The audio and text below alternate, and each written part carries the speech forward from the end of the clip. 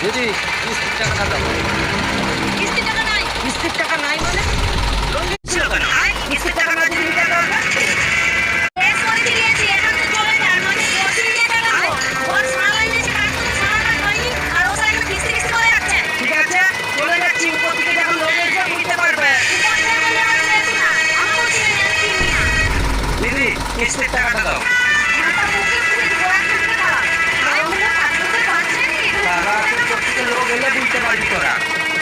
আচ্ছা মাসিমা সুমিত্রাকে দেখেছো মাঠে কাজ করছে? তার বাড়িতে গেই না, বাড়িতে নেই। আচ্ছা ঠিক আছে দিদি কিস্তির টাকাটা দাও। আর ওদের কাছে